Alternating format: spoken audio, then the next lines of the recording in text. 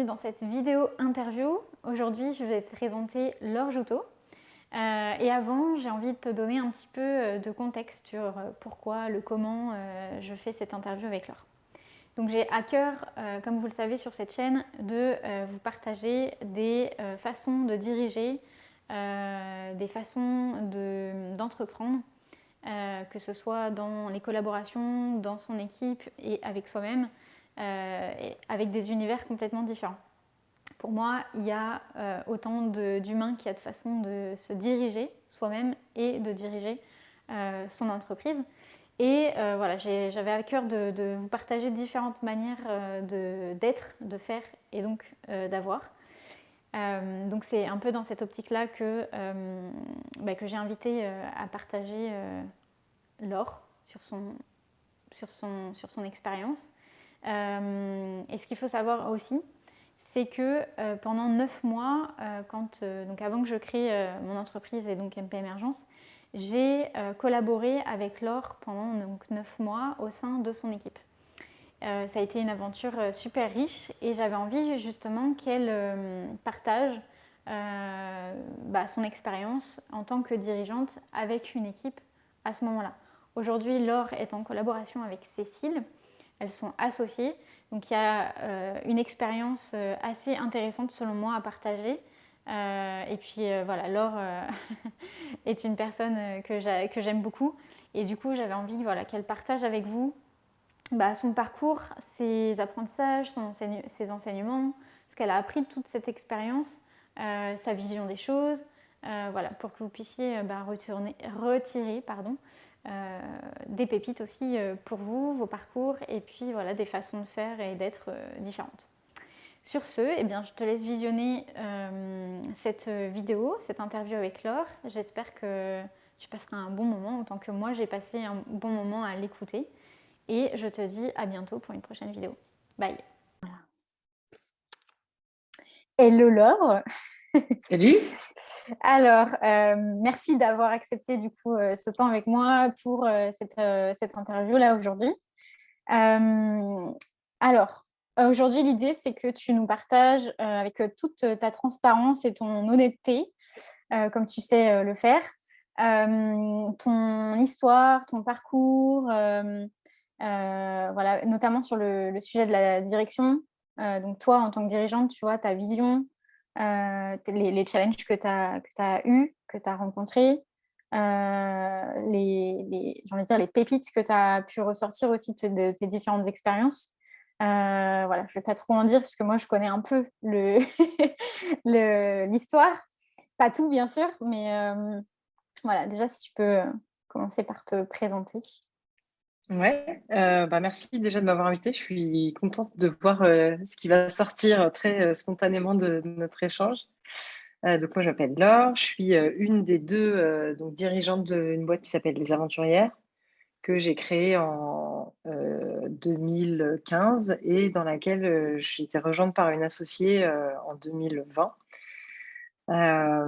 Et on est une boîte qui accompagne les entrepreneurs et dirigeantes, et on a aussi quelques artistes, en tout cas des femmes qui font de leur vie une aventure excitante à s'épanouir dans leur activité professionnelle et au travers de leur activité professionnelle. Voilà. Ok. Du coup, est-ce que comment tu as envie de partager là aujourd'hui? Est-ce que tu as envie de plutôt partir sur... Est-ce que tu veux que je te pose des questions? Est-ce que tu... Ouais, pose-moi des questions, ça va Ok. me sortir comme ça tout seul. Ok. Je peux aller pile dans le vif du Bien sujet. sûr, Ok. c'est parti. Moi, j'aurais bien aimé, tu vois, que tu partages les débuts. On a eu, on va dire, on a eu une expérience en commun, en tout cas une aventure au sein des aventurières en commun. Est-ce que une aventure professionnelle, je précise, quand même. Est-ce que tu pourrais partager, tu vois, tes débuts avec cette équipe, parce que toi, c'était pas tes débuts avec l'entreprise. Du coup, comment ça s'est passé et qu'est-ce qui fait qu'aujourd'hui, du coup, tu es plus allé vers la collaboration plutôt que vers une équipe? Je pense qu'il y a plein de pépites là-dedans. Donc, Ouais. Alors, comment ça s'est passé? Déjà, à l'époque, à ce moment-là, je faisais moi-même partie d'une équipe en format. Donc, il y avait une personne, un coach qui avait monté une équipe autour de lui, d'autres coachs accompagnants. Donc, j'étais vraiment dans cette dynamique aussi, moi, de faire partie d'une équipe et d'être nourrie par le fait d'être avec des collègues. Après avoir passé des années en solo, en fait, c'était hyper chouette, c'était hyper gai de passer du temps avec d'autres personnes qui étaient dans la même dynamique et puis d'être portée par un projet commun. Donc, j'avais vachement aimé ça. Et il se trouve que vraiment en parallèle de ça, ma boîte continuait à grossir et donc je commençais à vraiment avoir un problème de temps, en fait, où j'avais énormément d'heures de coaching par semaine, plus du temps à passer avec cette équipe, plus du coup, bah, la question s'est posée à un moment de qu'est-ce que je fais de mon entreprise en fait. C'est-à-dire, est-ce que j'arrête? C'était vraiment une option, hein. Je mets mon entreprise en pause ou j'en fais autre chose, je ne sais pas quoi, et je rejoins en tant que salarié cette équipe dont je faisais partie à l'époque. Est-ce que je garde les deux l'un à côté de l'autre? Est-ce que moi-même, je monte une équipe pour répondre à la demande qui était grandissante? Donc, c'était vraiment une histoire de demande au départ, c'est-à-dire j'ai plus de demandes de coaching que ce que je peux faire moi-même. Et à cet endroit-là, il n'y a pas eu de réflexion, justement parce que j'étais dans l'élan de cette équipe qui était une équipe qui avait beaucoup de qualités et qui était très chouette, mais il y avait aussi un truc très sur la croissance, et toujours plus grand. Et je pense que moi-même, du coup, j'ai été un peu prise dans cette énergie-là. Et donc, voyant que j'avais plein de demandes de clients, bah, j'étais hyper contente et j'ai commencé par demander à 2 filles que je connaissais avec qui j'avais vraiment pleinement confiance, déjà juste en freelance, en collaboration, de pouvoir leur filer des clients ponctuellement et puis d'avoir un système de commission très simple. Et puis, c'était vraiment au début comme ça, pendant quelques mois, juste presque de l'apport d'affaires en fait. Et ça, c'était en septembre en 2019. Et à l'hiver 2020, c'est là où je me pose la question de qu'est-ce que je fais, salarié, que ma boîte, les deux en parallèle ou encore autre chose. Franchement, j'arrivais pas, mais pas du tout à me décider. Il y avait beaucoup d'enjeux. Et ce que j'ai remarqué depuis dans toute ma vie de dirigeante, c'est que dès qu'il y a de l'enjeu, il y a de la confusion en fait. Hmm. Parce que tu as envie d'une réponse plutôt que d'une autre. Donc, tu n'es pas prêt à recevoir toutes les réponses. Tu es juste prêt à recevoir le truc qui va un peu dans ton sens ou des trucs qui vont rajouter de la confusion, mais pas en tout cas qui vont t'aider à te dire non, bah, c'est ça, c'est juste et j'y vais. Et donc à ce moment-là, c'était intéressant parce que j'étais chez ma coach d'équipe, qui est devenue ma coach d'équipe, mais qui était la coach de cette équipe et que je voyais aussi de temps en temps, qui me dit, écoute, on va faire un exercice qui s'appelle une constellation à l'aveugle. Elle a pris des espèces de petites serviettes sur lesquelles elle a écrit 4 chiffres qui correspondaient aux 4 options que je m'étais données. Mélanger, mélanger, mélanger, mélanger. Elle les a posées par terre comme ça. Moi, j'avais aucune idée de quel chiffre était à quel endroit. Et en fait, je me suis placée sur chaque fiche, sur chaque serviette, pris le temps de me mettre vraiment dans une direction, dans un endroit qui me va, fermer les yeux, sentir comment ça fait à l'intérieur. Et sur chaque papier, donc je voyais les numéros, mais je ne voyais pas à quoi ça correspondait à l'intérieur, 1, 2, 3, 4, jusqu'à ressentir et les classer et vraiment nommer mes ressentis de bah, celui-là, ça me fait tel effet, celui-là, ça me fait tel effet, celui-là, ça me fait tel effet. C'est-à-dire que c'est beaucoup plus souple maintenant, mais à l'époque, je trouvais déjà ça extrêmement douteux et hippie comme méthode de prise de décision. Mais j'étais quand même un peu à court d'options meilleures, donc plutôt que Hmm. de continuer d'agoniser des semaines à avoir les pour et les contre de tout et de jamais pouvoir prendre une décision, bah, je me suis dit, écoute, pourquoi pas, mes ressentis, c'est pas plus pourri qu'autre chose comme méthode, mais c'est un peu bizarre de le faire à l'aveugle. Bon. Et ça a donné un résultat très clair, cette méthode. Donc, en fait, j'ai suivi ce résultat. Je pense vraiment, et c'est là cette histoire d'enjeu et de confusion, qu'en fait, les ressentis à l'aveugle m'ont juste permis d'accepter ce que je sentais à l'intérieur, mais que pour plein de raisons, de loyauté, de pas envie de vexer, de machin, de trucs, j'avais du mal à poser, en fait. Et donc, bah, j'ai décidé, hop, à ce moment-là, ok, donc je continue ma boîte. Je garde cette activité d'équipe à côté, mais je vais petit à petit lever le pied parce que c'est pas forcément l'endroit dans lequel je vais avoir mon avenir professionnel. Et c'est marrant parce qu'à l'époque, il y avait un papier autre qui qui était apparu. Enfin, on met toujours un papier autre au cas où pour garder l'esprit ouvert quand on fait cet exercice. Et le papier autre était hyper chouette, mais je ne savais pas ce que c'était, tu vois. Parce que c'est juste autre. Et j'avais gardé en tête que, tiens, autre, c'était vachement bien aussi, mais c'est comme si ce n'était pas le moment. Et donc après, pour faire rapide, j'ai monté ma propre équipe exactement sur le modèle de ce que j'avais connu dans l'équipe dans laquelle je faisais partie. Donc, même mode de fonctionnement, même quelque part indispensable de prise de recul, donc une coach d'équipe, même montant de commission pour les coachs. C'était une équipe de production, donc avec que des coachs. Mais à qui, du coup, il y avait beaucoup de temps de partage aussi autour de la stratégie, de la vision. Il y avait une envie de construire un projet ensemble autour de cet amour du coaching et de l'accompagnement humain, en fait. Et donc ça a été la première étape. Ça a été très rapide pour moi de savoir qui je voulais avoir dans cette équipe. Ça a été très rapide aussi d'avoir des oui, de passer du temps ensemble et tout. C'était vraiment... c'était trop cool, quoi.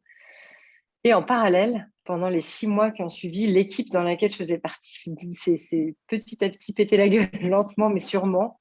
Alors, pas péter la gueule en termes instantanément de chiffre d'affaires, mais en termes, moi, de mon niveau d'adhésion et de ressenti de justesse d'être à cet endroit-là. Donc, ce qui s'est pété la gueule, c'est d'abord, moi, à l'intérieur de cette équipe, je me sentais de moins en moins à ma place, de moins en moins bien, jusqu'à l'été carrément arrêter d'être dans cette équipe. Et ce que j'ai compris après, c'est que les graines de ce qui a fait que j'étais pas à l'aise et que les choses ne me convenaient plus, je les avais toutes mises dans ma propre équipe puisque j'avais copié-collé ce modèle, en fait. Alors, j'avais certes fait des ajustements parce qu'il y a des trucs que j'avais envie de faire un peu différemment, mais la réalité, c'est quand même que c'était l'expérience que j'avais connue et c'était plus simple pour moi de dupliquer ça et puis d'ajuster de l'intérieur que de réinventer un truc de zéro. Et donc, tout ça se fait pendant cette première partie d'année et je commence à sentir qu'il y a des choses qui sont aussi fatigantes ou lourdes, une source de stress pour l'équipe. Mais à ce moment-là, je suis encore dans cette étape où c'est cette histoire de croissance, de ramener du chiffre d'affaires pour tout le monde, des indicateurs un peu objectifs de réussite de l'opération, quoi, et qui sont tous au vert, en fait. Et donc, du coup... je fais moins attention aux indicateurs plus intérieurs, aux trucs de ressenti, justement. Puis, c'était aussi dans mon chemin que j'étais moins à l'écoute de ça à ce moment-là. Et donc, je me dis, ce qu'il faut maintenant, il y a une équipe de coach qui cartonne, qui est super chouette, qui est trop bien.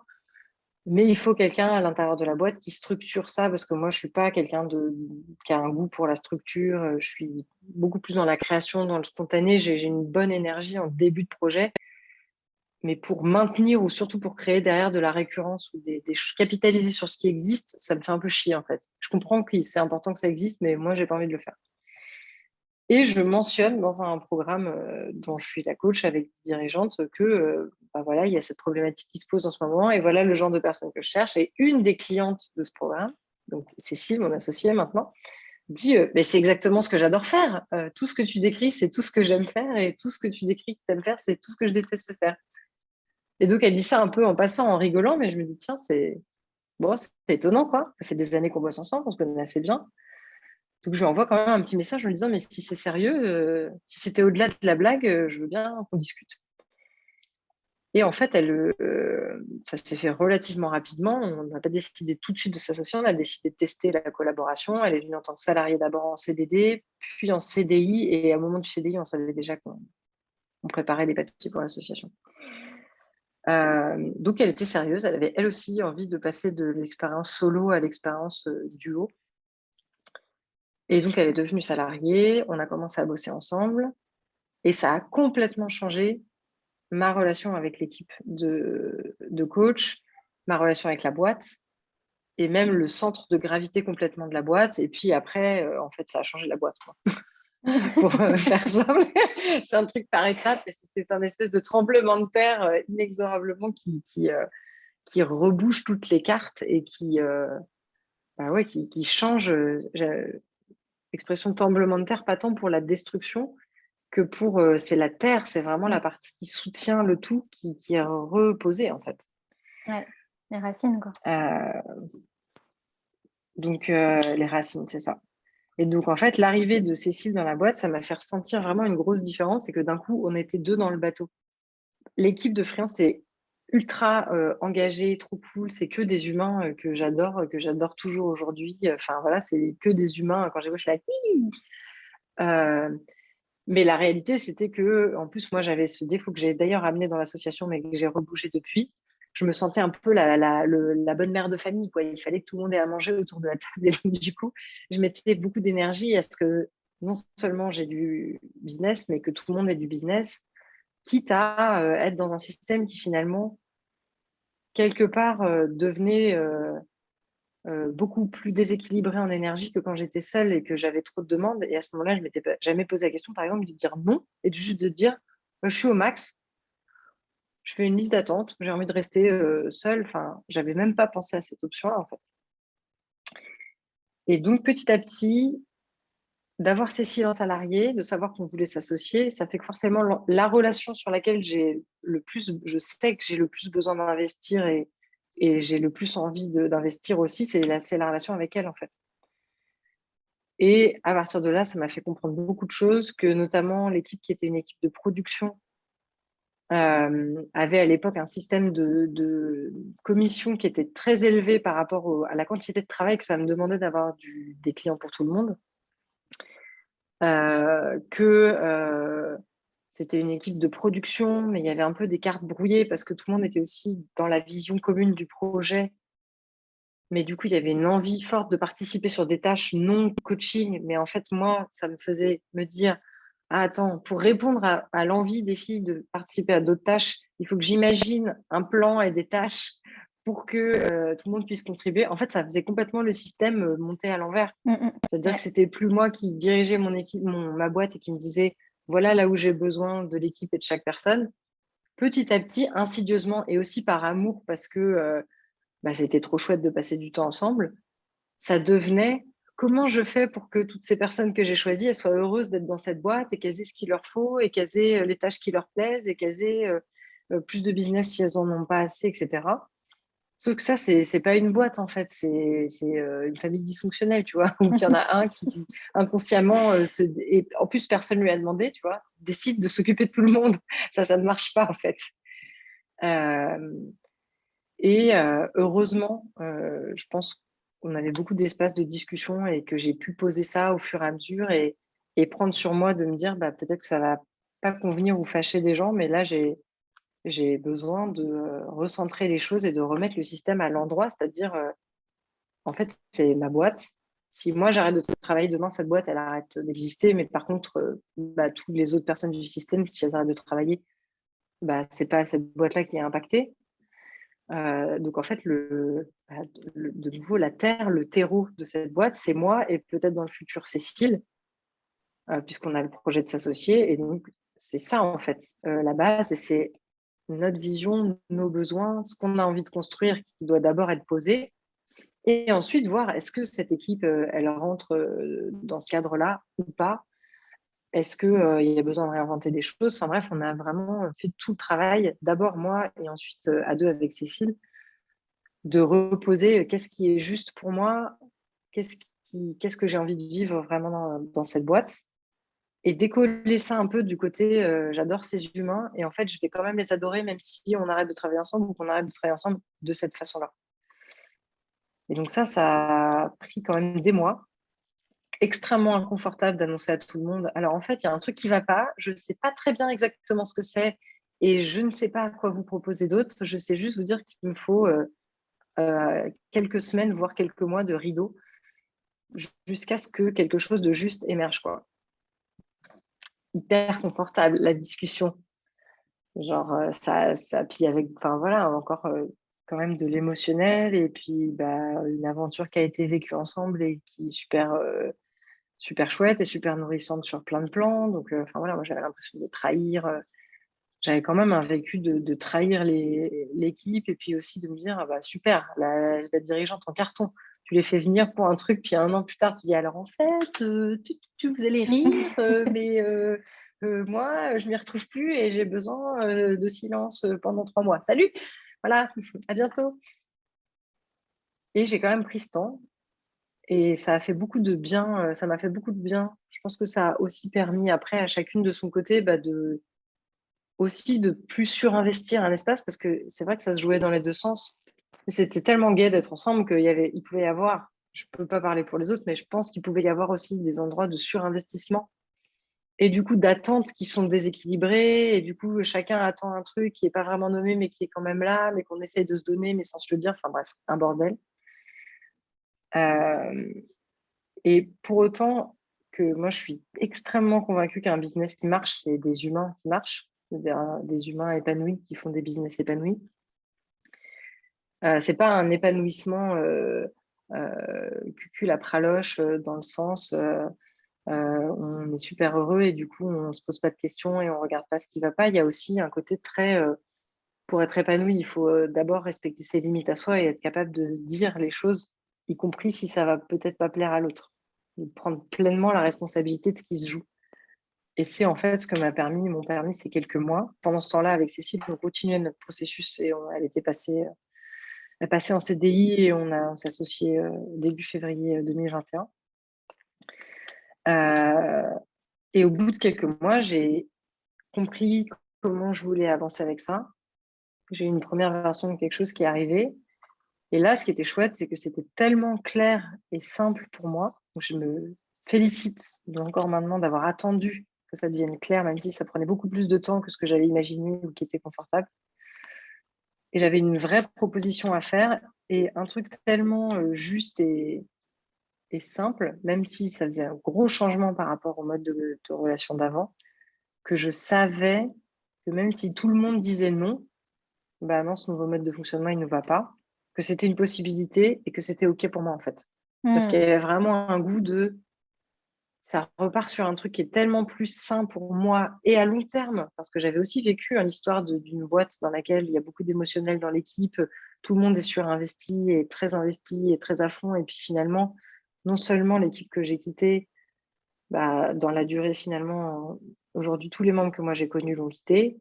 Et en plus, avec des relations qui se sont quand même vraiment, pour certaines, fortement dégradées. Donc même le côté humain qui était hyper beau, bah, il n'a pas survécu à ce manque de clarté justement et de pose de limites. Donc je savais au fond de moi que même si tout le monde disait non pour la suite de l'aventure professionnelle, c'était le mieux pour moi et donc pour la relation avec chacune individuellement dans le futur. Et effectivement, bah, c'est ce qui s'est passé. Tout le monde a dit non. C'était un peu genre: «Ah bon, d'accord». Il y a la théorie de se dire: «Tout le monde va dire non», puis il y a le jour où tout le monde dit non et tu es là: «Ah, aïe! Ah, j'ai une petite douleur». Mais c'était tellement, encore une fois, posé et juste pour moi que je me souviens, j'ai raccroché, je me suis assise, je me suis dit: «OK», il y a un peu de tristesse qui monte, j'ai pleuré, je pense, je sais pas, 2 minutes et j'ai senti un grand soulagement et je me suis dit: «Bon, bah, maintenant, ça repart bien, en fait». C'est-à-dire, il y en a avec qui je vais garder des relations humaines parce qu'on s'entend super bien. Il y en a peut-être avec qui naturellement la distance ou quoi va faire qu'on va moins se voir, moins se parler, mais bah, c'est OK aussi. Et dans tous les cas, on va pas partir en mode, avec de la rancœur, des non-dits, des trucs pourris. On va juste partir avec un peu de déception, de tristesse, éventuellement de se dire: «Ah bah, merde, oui, il y a toujours de la tristesse qu'un truc qui a existé n'existe plus, en fait». Mais ça, c'est normal et c'est OK, en fait. Et donc c'est ce qui s'est passé, hein, j'ai retravaillé ponctuellement avec, des filles de l'équipe, il y en a qui ont pris vraiment une direction complètement différente. Il y en a avec qui ponctuellement on a retravaillé sur des missions qui me semblaient, chouettes et du coup j'avais envie de partager ce moment-là avec elles, mais c'était beaucoup plus simple, le cadre était beaucoup plus clair. Et puis, j'ai proposé les nouvelles conditions à, 2 personnes, dont je savais que enfin voilà, qui étaient dans un programme avec moi, donc je savais qu'il y avait aussi un engagement, une façon de travailler qui allait pouvoir matcher, en leur disant cette fois, bah, il y a pas de garantie, il y a pas de garantie de business, mais voilà, si jamais moi j'ai des clientes et que je sens que c'est pour vous, que ponctuellement j'ai trop de demandes et que j'ai envie, enfin que je pense que ça pourrait être un bon match, voilà ce que je vous propose, mais vraiment en mode beaucoup plus quelque part prestataire et apporteur d'affaires. Et pour l'instant, c'est comme ça que ça fonctionne. De toute façon, l'association demande plus d'énergie et de temps aussi que ce que j'avais imaginé au départ. Donc, pareil, mon temps, mon investissement, il est plus là-dessus. Et donc maintenant, on est en petite équipe, c'est-à-dire juste Cécile et moi qui sommes associés, et Apolline qui gère l'administratif, mais qui a aussi une stratège précieuse et qui juste elle a la particularité d'avoir un pied dehors, un pied dedans, parce qu'elle est prestataire, mais elle est extrêmement investie dans tous les projets dans lesquels elle est prestataire. Et donc, du coup, on a cette petite équipe avec le noyau des deux associés. Et c'est vraiment là que toute l'année, et à mon avis, une bonne partie de l'année prochaine, on a notre énergie et notre socle qui se construit. Et en te le racontant, je me dis, c'est comme si mon premier élan de créer une équipe, il était à l'envers, c'est-à-dire, il y a beaucoup de demandes, il y a une espèce d'élan de quelque part aussi je sais pas, de frénésie un peu, de croissance, ça part un peu de l'extérieur en fait. Et là, ce qu'on est en train de construire part vraiment de l'intérieur. Il y a un beaucoup plus grand respect du timing. On sait qu'il y a des trucs qui prennent plus de temps que prévu, c'est OK. Moi, en ce moment, j'ai beaucoup donné les premiers mois de septembre-octobre. Et donc, je sais que je suis un peu en hibernation. Et je me dis, peut-être que ça va avoir un impact et que financièrement, ça va rendre les choses un peu compliquées. C'est pas grave, en fait. On s'en parle, on est OK pour le faire. Ça part vachement plus du bas et de nous, en fait. Et je le sens parce que le rythme est différent et quand il y a du stress ou de l'incertitude ou du doute, c'est beaucoup plus serein en fait. Ça se fait sur un fond de sérénité et plus du tout sur, pour moi, un signe qu'on fonctionne à partir de l'extérieur, c'est vraiment ce sentiment un peu de frénésie. Il y a quelque chose de très frénétique à partir de l'extérieur qui n'y a pas comme ça part du dedans ou du dessous, quoi. Ouais. Voilà, mon très long monologue sur cette histoire de dirigeante. J'adore écouter les histoires. Donc... du coup, j'ai quand même plein de questions. Alors, en fait, il y a un mot que tu as utilisé, c'est la croissance. Et moi, voilà, j'adore ce mot. Et en fait, j'aimerais bien que tu partages... tu vois, tu disais justement qu'au début, tu avais une façon de voir la croissance qui était, du coup, j'imagine, autre que celle que tu as maintenant. J'aimerais bien que tu partages ça, si tu es OK, sur la façon dont tu vois la croissance aujourd'hui en tant que dirigeante et du coup, qui est en lien forcément avec l'entrepreneuriat, quoi.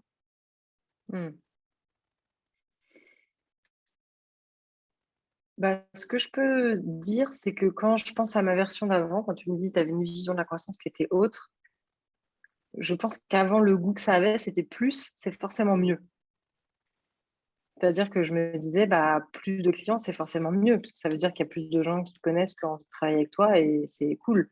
Plus de visibilité, c'est forcément mieux, parce que ça veut dire qu'il y a de plus en plus de gens qui te connaissent, donc ton business, il peut grossir et grandir parce qu'il y a des nouvelles personnes qui te découvrent. Plus de chiffre d'affaires, c'est forcément mieux, plus de marge, c'est forcément mieux, etc., etc. Donc, il y avait un peu ce côté où je me suis écrit une note à ce sujet-là que quand on ne sait pas chercher à l'intérieur, c'est vachement plus facile de quantifier en fait l'extérieur.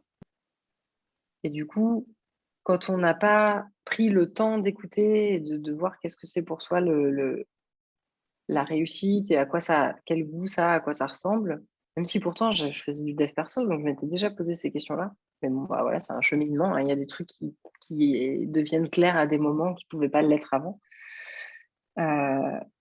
Et quand même, à ce moment-là, j'étais encore dans un modèle de réussite, de réussite tout court déjà, et de réussite qui doit ressembler à quelque chose, même si tu ne peux pas vraiment définir ce quelque chose. Et donc, plus c'était mieux, quoi. Donc, plus de monde, plus de coachs, plus de clients, plus de chiffre d'affaires, plus de je sais pas quoi, plus de trucs, plus de formations, plus d'offres. Et en fait, c'est cette année que ça s'est vachement posé, notamment grâce à l'association, parce que d'avoir quelqu'un d'autre qui vient te montrer une autre vision du business, une autre façon de fonctionner. Cécile et moi, on est vraiment très, très différentes dans nos modes de fonctionnement, dans ce qui nous nourrit, dans la façon dont on avance. Donc du coup, ça pourrait créer pas mal de conflits ou de tensions, en fait, si on justement prenait pas ça comme ah tiens, c'est marrant, j'avais pensé qu'on pouvait réfléchir comme ça, en fait. Et il y a un moment où cette année, on était accompagnés, on était dans un mastermind d'entrepreneurs. Et moi, je sentais de plus en plus un truc à l'intérieur qui était plus juste. Euh, et l'accompagnement était de très bonne qualité. Donc, je me dis, c'est pas l'accompagnement, mais il y a un truc pour autant qui me va pas. Et c'est vraiment à ce moment-là, à force de discussion avec Cécile, avec Apolline, de trucs qui cheminent de mon côté, que je me suis dit, mais est-ce que c'est vraiment ça que je veux, en fait? Et j'ai eu cette image, pour répondre à ta question sur qu'est-ce que c'est la croissance aujourd'hui, j'ai eu cette image qui m'est venue de, mais si j'ouvrais un resto, quel genre de resto j'aurais envie d'ouvrir, en fait? Et je me suis dit, tiens, dans le mastermind, le genre de resto qui est incarné, donc certes, on parlait de plein de modèles différents, mais le modèle qui était le plus vécu et véhiculé, parce qu'il était porté par la personne qui organisait ça, c'est un modèle de chaîne de resto, en fait. C'est-à-dire quelque chose de... On va prendre McDo comme exemple, mais pas pour la qualité de la nourriture, et puis avoir des chaînes avec de la bonne qualité de nourriture, mais dans le sens où c'est quelque chose de répétable, qui peut être dupliqué, et qui va porter un message du coup global, tu vois, n'importe où dans le monde, tu demandes un McDo et les gens savent ce que c'est, tu vois. Donc, peu importe si on suspend notre jugement sur la qualité, parce que McDo est un bon exemple, mais les gens sont souvent beaucoup d'associations négatives avec la bouffe McDo. Et si on suspend notre jugement sur la bouffe et qu'on regarde juste en termes de business, qu'est-ce que ça veut dire derrière, bah, c'est une marque globale qui porte un message, en tout cas, entre guillemets, universel sur la nourriture. Et peu importe où tu vas, ton Big Mac, il va avoir à peu près le même goût, tu vois. Et, euh, et d'un coup, je me suis dit, waouh, c'est pas du tout, mais du tout le genre de resto que j'ai envie d'ouvrir, en fait. Mais pas du tout. Et je me suis dit, tout est arrivé très clairement. Je me suis dit, mais moi, le resto que je veux qu'on soit, c'est un resto de quartier. C'est le resto des habitués, tu vois, où tu viens et c'est tellement chaleureux. Et j'ai bossé dans un bistrot comme ça, donc je sais exactement la vibe à laquelle je pensais. Tu viens, la bouffe est super bonne, mais c'est sans chichi, c'est des plats du jour, c'est des trucs, voilà, tu sais juste que ça va être trop bon, mais tu sais pas trop ce que tu vas manger, quoi. Mais ça va être frais, et ça va être du jour, du coin. Les producteurs, on va les connaître, les clients, on va les connaître, et c'est le truc et ça va pas avoir une étoile forcément au Michelin ou même être jamais sur le repère d'un guide, mais tu vas demander aux gens du quartier où est-ce qu'il faut manger et ils vont t'emmener là, tu vois. Et c'est là où tu as envie d'emmener tous tes potes quand tu fais un brunch le dimanche parce que c'est la famille, tu vois. T'as envie de leur présenter ton bistrot d'habitué. En fait, c'est pas un truc de famille, c'est plus un goût de bistrot d'habitué, tu vois. Et quand je me suis dit ça, je me suis dit, mais un bistrot d'habitué, il fonctionne au bouche à oreille, il fonctionne à la qualité de ce qu'il fait, et il fonctionne avec un nombre de clients qui n'est pas stratosphérique. Il n'a pas besoin d'avoir tout le temps des nouveaux clients parce qu'en fait, les clients adorent revenir dans cet endroit parce qu'il a un goût particulier. Et il promeut le lien entre les gens. Et bref, il y a plein d'images et d'idées qui me sont venues. Et je me suis dit, bah, du coup, il y a beaucoup d'évidence sur le marketing et la visibilité qui tombent à cet endroit-là. Par exemple, est-ce qu'il faut absolument tout le temps que des nouvelles personnes entendent parler de nous, etc. Bah oui, par bouche à oreille, parce que c'est des potes de nos potes et de nos clients. Mais non, si c'est pour faire des très gros efforts de branding les gens vont venir c'est pas non plus un endroit où tu vas pour un plat en particulier, tu vois. Il y a des restos qui sont très connus, parce que je sais pas, moi, c'est le meilleur aligot de tout Paris. Bon, bah, tu vas chez ce bistrot dans cet Auvergnat parce qu'il te fait le meilleur aligot.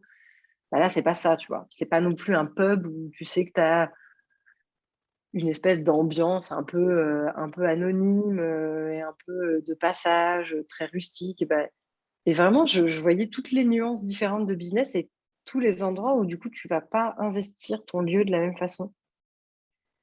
Et du coup, en termes de croissance, ça veut plus du tout dire la même chose. Peut-être qu'à un moment, ton bistrot, il est tellement chou et cool et tu décides d'en ouvrir un deuxième, ça arrive, tu vois. Mais t'es pas du tout dans le même état d'esprit et dans la même stratégie, le même genre de stratégie que si tu as un gastro, par exemple. Voilà, une pote, une des meilleures amies d'entrepreneurs que tu connais aussi bien, c'est Flora. Mm. Pour moi, sa boîte, c'est un gastro, tu vois. Et donc, je me dis toujours, mais pourquoi est-ce que Flora, elle investit autant sur refaire. Elle est tout le temps en train de refaire son site. Elle a refait son site 3 fois. J'ai toujours pas refait le mien depuis 12 ans. Tu sais, il est dégueu. J'ai fait des espèces de petits bricolages dans les coins. Bon, maintenant, il y a Cécile qui fait qu'en sorte que ça soit un peu moins site fait par un stagiaire de 13 ans. Et je me disais, mais Flora, elle a refait son site trop de fois. Elle fait des shootings photos. Elle refait son logo alors qu'il était très bien le logo d'avant. Puis il y a un côté chez moi qui se disait, c'est beau, mais pourquoi elle fait ça? Je pense que ça sert à rien. Mais ça sert carrément si tu as un gastro. Mais si tu as un gastro, ton image de marque, c'est tout. C'est hyper important que la marque soit parfaitement alignée avec l'expérience que vont vivre les clients parce que c'est ça qu'ils viennent aussi vivre. Il y a quelque chose dans l'univers qui doit être extrêmement cohérent. Quand tu as un bistrot de quartier, tu t'en fous un peu. Les gens ne vont pas venir pour ton univers, tu vois. Ils ne savent même pas c'est quoi le logo de ton bistrot. Tout le monde s'en fout. Bon, nous, c'est le cas, tu vois. On a le même logo depuis 6 ans. Les couleurs, c'est plus les mêmes. On a changé de police d'écriture, c'est un peu n'importe quoi. Mais c'est pas grave parce que c'est pas ça sur lequel on nous attend. Mais si tu commences à vouloir regarder autour de toi sans ce filtre-là de à quoi ça ressemble mon resto et à quoi ça ressemble finalement ma croissance, comment va grandir ce bistrot-là, tu vas te dire merde, mon logo il est dégueu, il faut que je le refasse, je vais mettre de l'argent là, puis en fait ça va rien te rapporter parce que tu n'es pas ce genre d'endroit. Ou alors tu vas te dire attends, c'est comme McDo, il faut que j'ai des process, il faut que tout soit hyper répétable, il faut qu'on puisse trouver d'un endroit à l'autre exactement les mêmes offres, il faut qu'on organise tout à mort et puis après il faut que les gens puissent reproduire ce qu'on fait pour. Et puis en fait, si tu es un bistrot de quartier, tout le monde s'en fout de ça. Donc tu vas mettre une énergie folle à déployer ce truc-là qui peut-être en fait va pas du tout correspondre à ta. C'est même au-delà de ta forme de croissance, c'est carrément à ce que naturellement t'amène de meilleur à tes clients en fait. Ouais, carrément. Voilà. J'aime bien l'idée de regarder c'est quoi le resto comme tu viens de le faire là. Je trouve ça très intéressant, tu vois, ça fait vraiment revenir aussi à toi, en fait, ta couleur, ta manière de créer aussi. Parce qu'en fait, Mm. dans le business, c'est tellement facile, encore plus, enfin, je dis encore plus, mais j'en sais rien, dans le coaching, dans ce milieu-là, en tout cas, développement personnel et business, où justement, ce qui est créé, en fait, souvent, c'est des copier-coller, en fait. Mm. Ça demande un vrai travail aussi de se délester des, des injonctions ou des façons de faire qu'on reprend parce qu'en fait, on a que ça en tête ou on croit que c'est comme ça, quoi. Mm. Et puis franchement, je commence à avoir un peu de recul parce que ça fait 6 ans que j'ai du coup cette boîte et ça fait 7 ans que je m'intéresse que pendant un an avant de lancer la boîte, je bloguais déjà. Donc j'étais déjà intéressée par ça. Si tu te défais pas de ça, moi j'ai vu des business qui cartonnent de ouf, bien au-delà du mien. Tu vois, en un an, ils explosent ma croissance que j'ai mis, ou le chiffre d'affaires que j'ai mis 3 ans à construire. Tu sais, gentiment, j'étais là, ah putain, ça existe depuis 3 semaines et tu viens de faire, d'accord, très bien, ok. Et qui s'explose après parce que la fondatrice, elle explose en plein vol parce que ça lui va pas, ou il n'y a plus de kiff et elles essayent vaguement Souvent, quand il n'y a plus de kiff et que ça leur ressemble plus, il va y avoir un mouvement d'essayer de processiser ou de se réinventer de l'intérieur, mais si ça va pas vraiment chercher à l'intérieur, ça fait juste un espèce de truc qui se pète la gueule gentiment et puis au bout d'un moment, la personne, elle s'en va ou elle vend, ou enfin voilà, ça lui correspond plus du tout. Euh, ou, euh, ou oui, c'est là et puis d'un coup, c'est plus là parce qu'en fait, si ça te correspond pas, ça va pas tenir dans la durée ou alors ça se fait au prix de ta santé mentale, émotionnelle. Mmh. Et ça, c'est vraiment, je pense que sur 6 ans d'entrepreneuriat, c'est le truc le plus précieux que j'ai appris. C'est tu peux faire tout ce que tu veux. Tu peux aller copier les modèles des autres, copier les idées, te dire oh putain, mais ces nanas, elles font ça, ça marche trop bien, je vais essayer de le faire et tout. Si ça ne vient pas d'un vrai truc à l'intérieur, si c'est pas porté, vraiment porté par qui t'es et ce que tu as envie de construire dans le monde et ce que tu as envie d'amener et la façon dont tu le fais, qu'elle soit vraiment organique, soit ça se pète la gueule, soit ça te coûte ta santé. C'est l'un ou l'autre, mais c'est plié d'avance, quoi. Et donc la résilience, c'est-à-dire non seulement le business qui résiste aux épreuves, comme là on voit, voilà, le contexte extérieur, il peut changer brusquement d'un jour à l'autre, mais aussi la résilience de l'humain qui se pète pas la gueule dès que le contexte extérieur ou sa boîte a des difficultés. bah, cette résilience-là, elle part, mais que du travail intérieur. Il y a Mm, juste absolument zéro autre raccourci. Et c'est un très bon indicateur quand il y a un truc à aller regarder, c'est que soit tu te surexcites pour des trucs, soit ta boîte, il y a des difficultés et ta boîte, elle tient plus le coup. Bah, ça veut juste dire, c'est absolument pas un problème, mais ça veut juste dire, il y a un endroit où tu t'es raconté des histoires. ok. Et alors attends, mon autre question c'était, oui, alors du coup sur toute cette période-là avec entre toi toute seule, toi dans une équipe, toi avec une équipe et puis toi maintenant en collaboration, c'est quoi pour toi le plus gros apprentissage ou la chose qui t'a le plus frappé dans toutes ces expériences-là? Ce que tu as le plus appris? Mmh. Bah, il y a ce que je viens de te dire là, qui est vraiment, pour moi le truc, le plus précieux, c'est que enfin, pour moi le business, c'est vraiment un lieu d'épanouissement Mmh. personnel aussi, au sens où, bah, si tu es ouvert à ça, ça te met face à toutes tes potentielles, contradictions ou endroits où tu t'assumes pas pleinement, bah, ça va tout de suite faire effet, miroir, dans ton business, c'est sûr et certain. Après, on n'est pas une liste de problèmes à régler les uns après les autres, donc c'est juste, hyper, peut-être au début ça part des problèmes et puis après c'est juste des trésors que tu ouvres et tu te dis: «Ah putain, il y a aussi ce truc-là qui est trop bien» et du coup, bah, si je l'infuse dans mon business et dès que tu découvres des trucs, ça infuse et ça donne des résultats et c'est trop cool. Le Je dirais que le deuxième truc que ça m'a beaucoup appris, c'est cette histoire de relation à l'autre et à quel point,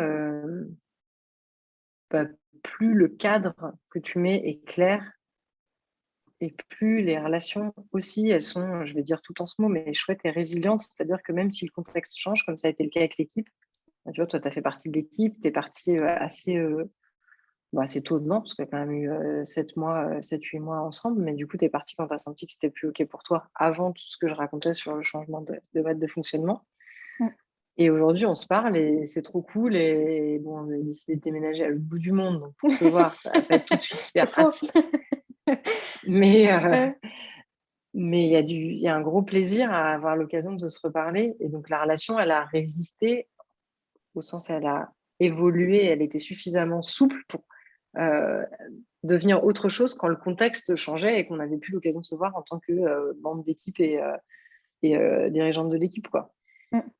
Et ça, pour moi, là, je vois bien dans mon association aujourd'hui, c'est si inconsciemment, il y a un espèce de truc qui te dit: «Ah, je dois tout faire pour que cette relation, elle dure, à tout prix, y compris, me taire, ne pas dire ce que j'ai envie de dire, ne pas nommer des trucs qui peuvent être un peu difficiles ou je sais pas quoi». Mais sûr et certain, c'est pareil, ça c'est garanti. Ça va se péter la gueule à un moment où ça va exploser, d'une façon plus tout ce que tu vas pas avoir osé dire, ça va ressortir à un moment ou un autre, quoi. Mmh. Et plutôt à un moment pas trop approprié où il y a déjà beaucoup de stress extérieur et beaucoup de tension. Et donc moi, aujourd'hui, je me dis, pour moi, la réussite ou en tout cas quelque chose qui m'indiquerait que je vis ma vie d'une façon, intègre et qui est bien alignée avec moi, c'est que je m'accroche pas à des choses dans leur forme actuelle, en fait. C'est-à-dire que, bah, peut-être qu'aujourd'hui, je fais des accompagnements comme ça et que dans un an, ça sera complètement différent. Et si je suis suffisamment honnête avec moi et que c'est suffisamment ouvert, bah, ça va se faire, de façon très, souple et organique et ça sera pas genre: «Ah, j'ai changé de projet, je me réinvente de l'intérieur». Ce sera juste, bah, ça va se faire, en fait, tout seul. Et pareil avec les relations. Si à un moment, ma relation avec Cécile, heu, on voit qu'elle est plus nourrissante pour l'une ou l'autre ou que, elle se fait au prix de l'une ou l'autre qui, doit taire toute sa singularité, toute son originalité pour rentrer dans un espèce de moule. On voit ça aussi dans les couples, hein, les relations narcissiques, c'est très proche avec le couple. Des couples qui marchent, certains, mais juste parce qu'il y en a un qui ferme sa gueule tout le temps, en fait. Bah, ça pour moi, c'est pas du tout, un truc qui marche. Et donc ce que j'ai vu dans les relations, de passer de seule à membre d'une équipe, à dirigeante d'une équipe, à maintenant, associée et dirigeante, bah, c'est vraiment ce truc de, plus, ça revient aussi à ce travail d'intérieur, hein, plus je m'écoute et je me respecte et plus je suis capable d'avoir des conversations difficiles même quand j'ai pas la solution. C'est aussi un autre truc de, parfois on attend d'avoir la solution pour parler à la personne. Il y a un malaise, mais je sais pas ce que c'est, je vais pas lui dire ça, c'est un peu naze, tu vois. Alors, il y a un malaise, mais je sais pas ce que c'est. Bah, en fait, il vaut toujours mieux dire ça. Et oui, c'est vrai qu'il y a des gens qui émotionnellement n'ont pas l'habitude et du coup vont mal le vivre ou se dire, bah, qu'est-ce qu'il faut que je fasse? Bah, rien, en fait, je veux juste le partager. Mais moi, je vois que dans l'association, par exemple, de partager un moment, il y a un truc qui marche pas, mais on sait pas ce que c'est. Ah, bah, moi aussi, je ressens ça. Ça a ouvert l'espace pour se dire, ah, en fait, on est 2 à le penser, donc il y a comme un espace qui s'ouvre où, au lieu de chercher chacune une solution de son côté en scred, on ouvre quelque chose pour qu'une solution émerge. Il y a vraiment la différence entre essayer de trouver des trucs par soi-même et créer des espaces pour que ça émerge. Et bon, voilà, on est coach, donc on est très clairement biaisé en faveur de l'émergence, hein. Bah ouais. C'est pas à toi que je vais apprendre ça. Mais dans les conversations, dans les relations, je pense que ça, y aller avec un esprit, non pas de je vais résoudre un problème ou oh là là, je suis emmerdée, je sais pas comment le dire, mais avec l'esprit de je vais ouvrir un espace pour ce sujet-là et je sais pas s'il va se résoudre dans un an, dans un mois, dans la discussion elle-même ou plus tard, mais j'ouvre un cadre pour que ce truc-là, il soit pas ni mis sous le tapis, ni ignoré, ni que quelqu'un se mette en mode sauveur à essayer de résoudre tout de son côté. Bah, c'est hyper précieux et ça fait que peut-être un jour, on sera plus associé avec Cécile. Ou peut-être dans 20 ans, on sera encore associés, on fêtera nos 60 ans ensemble et on sera là, ah, ah, ah, quelle aventure incroyable. Et j'en sais rien en fait. Mais je sais que ça sera réussi si la relation elle a été suffisamment honnête et ouverte pour permettre les deux. Et que si c'est juste de se séparer à un moment, ça se passe. Et si c'est juste de passer 30 ans ensemble, ça se passe aussi. Mm. Il y a un vrai, enfin, dans tout ce que tu partages, il y a un vrai sujet autour de la relation quand même, qui est hyper Mm. présent. Enfin, je sais pas si c'est un cas de coach, mais ça me paraît évident. Et du coup, enfin, ouais, c'est hyper fertile en fait quand on ouvre ces sujets-là, quoi. Entre-temps, ma troisième question, je crois qu'elle est partie. Attends, j'essaie de voir. Ça m'embêterait, tu sais, d'arriver, de fermer l'ordinateur et puis de me dire ah, elle est là. Alors,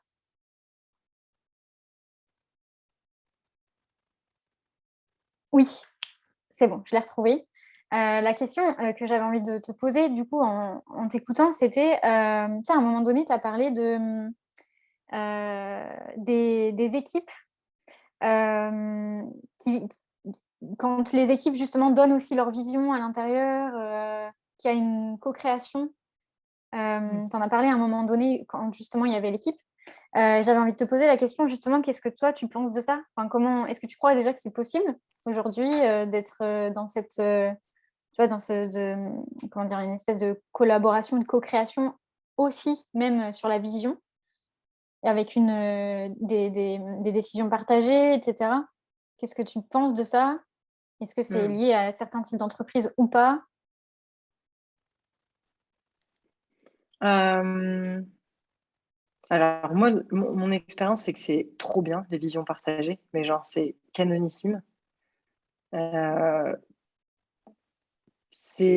Ça demande pas mal de lâcher prise du côté du dirigeant, parce que ça veut dire que c'est pas ta vision que tu imposes à tout le monde, c'est le collectif qui fait émerger une vision qui correspond.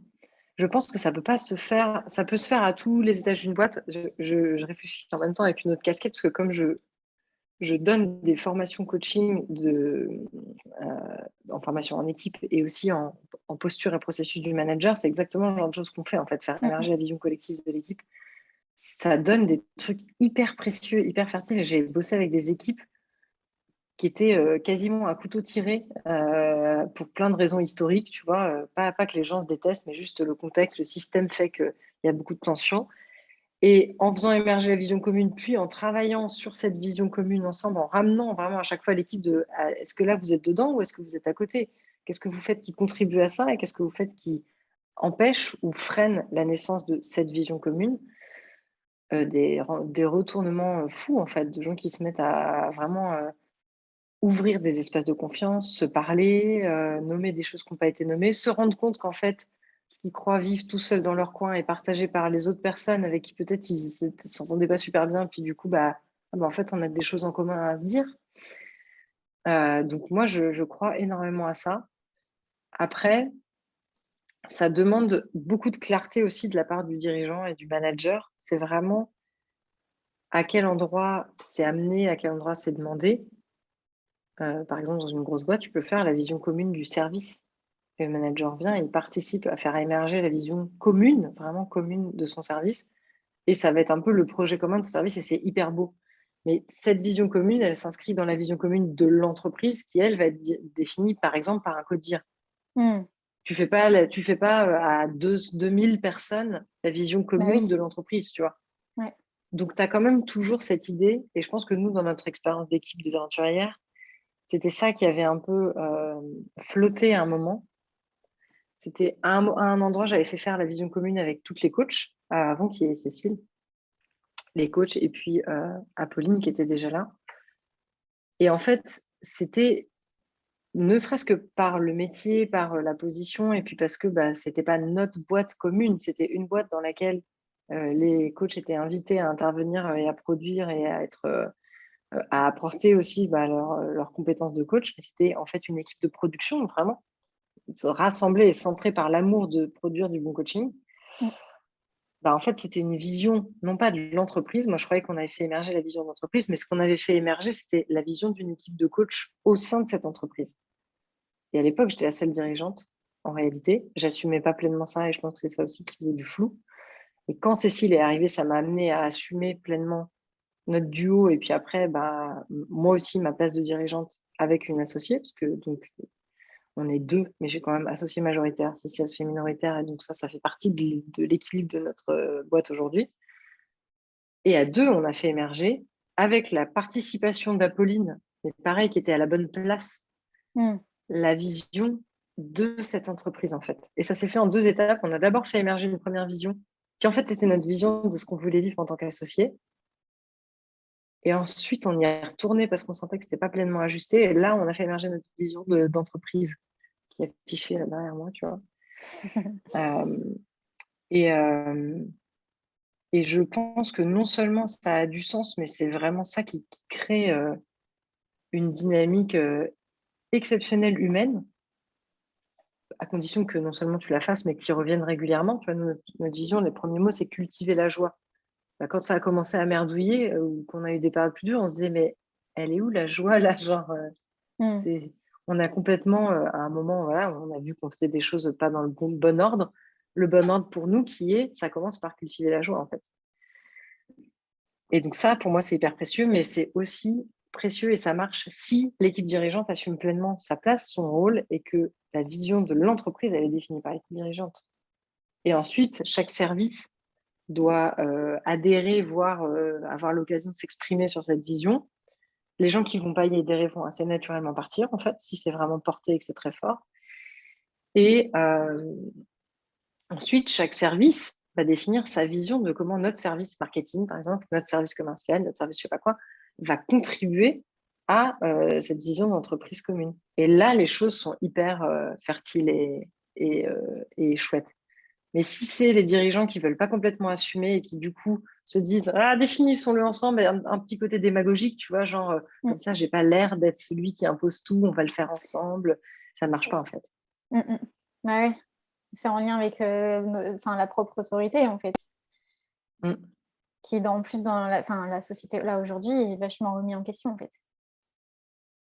C'est ça. Et du coup, il peut y avoir une tentation de tout renverser dans l'autre sens et de se dire, comme moi, c'est ce que je faisais aussi, hein, du coup, on définit notre vision d'équipe, mais j'avais pas vu qu'on définissait la vision de l'équipe de coaching et pas la vision de l'entreprise. Et du coup, l'entreprise entière ne pouvait pas reposer sur cette vision-là, mais juste ne pouvait pas, parce que c'est pas un côté genre, il y a que les dirigeants qui dirigent et qui peuvent trouver une bonne vision à l'entreprise. C'est juste que quand ton quotidien, c'est d'être dans le service marketing, tu as une vision, un amour et tu regardes cet endroit-là et donc tu peux avoir une vision de la plus belle vision du marketing que tu veux faire pour l'entreprise. mais tu n'as pas le regard et l'œil sur toutes les problématiques en parallèle et tous les trucs transversaux pour regarder la vision de l'entreprise en général. Et d'ailleurs, tu n'as peut-être même pas du tout envie de ça. Tu es dans ton service et tu as envie de définir la vision de ce que ce service il va apporter. Et c'est pour ça que l'équipe dirigeante qui assume pleinement son rôle, elle définit le cap global du navire. Ouais. Puis il y a des faits aussi. Enfin, je veux dire, qui porte l'entreprise? Enfin, C'est du ça. coup, c'est pas l'équipe, quoi. Donc, ça laisse la place à la responsabilité de chacun aussi. C'est ça. Et je pense qu'en tant que dirigeant, on peut aussi vite oublier, et voilà, moi je suis encore un bébé dirigeant, j'apprends tout ça, on peut vite oublier que la boîte, elle n'existe plus si toi, tu n'es plus là. Et vraiment, ça veut dire que, et ça, Apolline, qui a plus d'expérience là-dessus, et d'avoir bossé dans plein de boîtes différentes aussi, elle m'avait vachement interpellée là-dessus sur, en fait, ton salaire, il est un des postes de dépenses les plus importants, voire le poste de dépense le plus important, alors que moi, je le mettais toujours en dernier. C'était un peu genre, bon, bah, si la trésor est bonne, je me paye. Si la trésor est pas bonne, je me paye pas ou je me paye moins. Et puis, c'est pas très grave parce que ça, c'était les premières années de ma boîte. Et en fait, je me suis rendu compte petit à petit, la boîte, elle me coûtait des sous parce que je sortais de l'argent de mes économies pour compenser les mois où je me versais moins de salaire. Et peu importe le chiffre d'affaires que je faisais, hein, ça, c'est vraiment un effet d'illusion d'optique que j'ai toujours pas compris. Peu importe le chiffre d'affaires, si tu décides de te payer correctement, tu vas te payer correctement. Si tu te fais passer en dernier, tu vas pas te payer correctement. Ouais. L'argent va disparaître n'importe où dans d'autres trucs et toi, il restera jamais assez pour ton salaire. Et elle me disait, on paiera toujours ton salaire en premier, quoi. Et bon, c'est à nuancer. Là, quand on a une trésor plus tendue, ponctuellement, j'ai baissé mon salaire, comme je te disais. Ce qui ne me dérange pas, sauf que je l'ai baissé au niveau max de ce que je me donnais avant. Donc, c'est quand même drôle parce que je l'ai baissé, mais en fait, ça correspond quand même au salaire le plus élevé que je me suis jamais donné avant de m'associer. Et pareil, l'association, ça a fait... Cécile, elle vient, elle a une boîte qui marche de son côté, elle s'associe avec moi, donc elle fait le choix qu'on rachète une partie de son entreprise, on fusionne. Donc, moi, je rachète avec les fonds des aventurières une partie de son activité à elle qui devient notre activité commune. Elle vient pas en mode ah bah c'est ok de pas me payer quand il n'y a pas de fonds, tu vois. C'est en théorie parce que c'est un humain et qu'elle est trop chou et qu'on bosse bien ensemble, elle serait ok pour faire ça, mais elle arrive avec une position de bah moi le salaire que je veux c'est ça, qui était plus élevé que le salaire que je me payais moi à l'époque, et donc je m'étais dit bah, rien que de voir qu'on pouvait faire cet effort-là et qu'on pouvait la payer ce prix-là, ça fait qu'après, quand on s'est associés, on a aligné tout de suite nos salaires. Aussi, une très bonne remarque d'Apolline qui me dit, sinon, tu vas voir que ça va créer de la tension, tu vas pas le voir venir, puis un jour, tu vas lui dire, ouais, mais tu fais chier quand même, tu te payes plus que moi. Donc, on a tout de suite aligné nos salaires. Donc, moi, ça m'a fait une maxi augmentation, en fait. Et comme par hasard, ça a marché quand même. Enfin, tu vois, genre, la boîte n'a pas coulé parce qu'on m'a augmenté et qu'en plus, on avait un autre salaire en parallèle. Et donc, c'est vraiment, ça va vite. Et je pense, je fais l'hypothèse peut-être spécialement pour les femmes qu'on a tellement habituées à être toujours celles qui soutiennent, qui prennent soin, qui machin, qui se font passer en dernier. Mais en fait, si toi tu tiens pas, il n'y a plus de navire. Donc c'est pas que c'est égoïste de se payer en premier ou que tu peux pas réfléchir à pas obligé de te faire un parachute doré et de piocher dans les économies de la boîte pour te faire des kiffs tout le temps ou je sais pas quoi. Mais il y a quand même vraiment cette réflexion de comment en tant que dirigeant j'assume pleinement ma position. Et c'est le dernier qui va sauter du navire si le navire est cool, tu vois. On le sait.